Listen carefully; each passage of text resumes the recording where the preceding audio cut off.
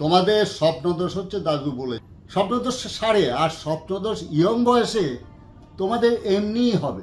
কারণ এখন হচ্ছে স্বপ্নদোষের মানে বীর্যটা তৈরি হয়, খাদ্য থেকে তৈরি হতে থাকে, অবিরত হতে থাকে। যখন অতিরিক্ত হয়ে যায় তখন বীর্যস্খলন হয়ে যায়।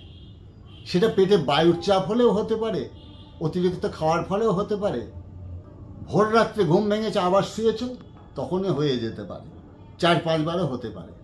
কিন্তু এইগুলো সেরে যোগব্যায়ামের মাধ্যমে সারে, কিন্তু তার একটা রুট মেনটেন্স করে চলতে হয়। তোমরা খালি ভিডিও দেখো কিন্তু একটাও করো না।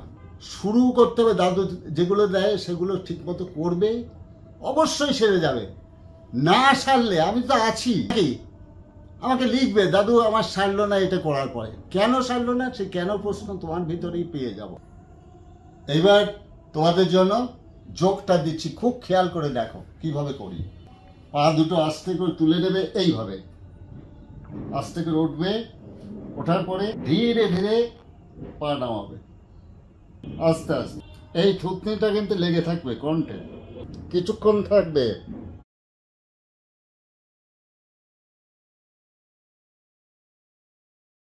এটা করার পরে ক্লান্তি বোধ হবে, ক্লান্ত হওয়ার পরে টান টান হয়ে শুয়ে পড়বে।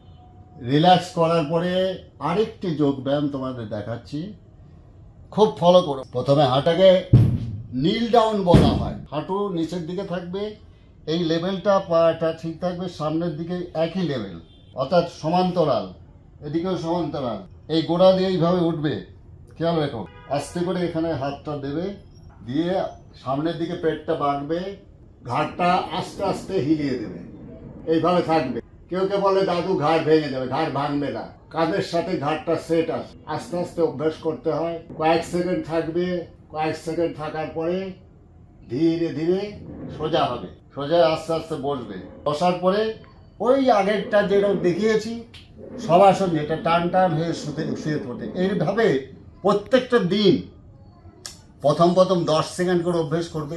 প্রত্যেকটা আইটেম 10 সেকেন্ডে 5 থেকে 6 বার। তোমাদের অনেকের ভুল হতে পারে, আমি আরেকবার দেখাচ্ছি, খেয়াল করো। প্রথমে টান টান হয়ে শুয়ে পড়বে, এই পাছাটা ধরবে, ধীরে ধীরে পাটা তুলবে, আস্তে আস্তে এই থুতনিটা লেগে থাকবে, পাটা একদম পিছের দিকে চলে যাবে, দিয়ে অবস্থান করো, খেয়াল করো এইভাবে।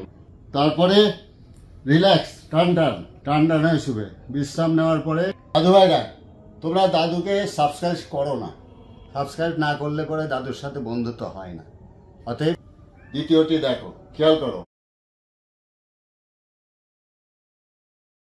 এইভাবে থাকবে। যতটা সামনের দিকে পেটটা আসবে তত উপকার পাবে এবং ক্ষমতা অর্জন হবে, তোমার ভিতরে শক্তি ধারণ ক্ষমতা অর্জন হবে। যেটা নষ্ট হয়ে যাচ্ছে বীর্যস্খলন হয়ে স্বপ্নদোষে, সেটা আস্তে আস্তে তোমাদের ভিতরে ধারণ ক্ষমতা বৃদ্ধি পাবে এই দুইটি যোগ ব্যায়ামের মাধ্যমে। অতএব খুব ধীরস্থিরভাবে মনোযোগ সহকারে করবে, আর মনোযোগ সহকারে না করলে কাজ হবে না, এটা খেয়াল রাখতে হবে সবসময়। মনোযোগই হচ্ছে যোগের সাথে তোমার মনের সাথে যুক্ত হওয়া। যদি ভালোভাবে যুক্ত হয় ভক্তি সহকারে, তোমাদের অবশ্যই উপকার হবে, এটা খেয়াল রেখে। সর্বশেষে শবাসন অবশ্যই করবে।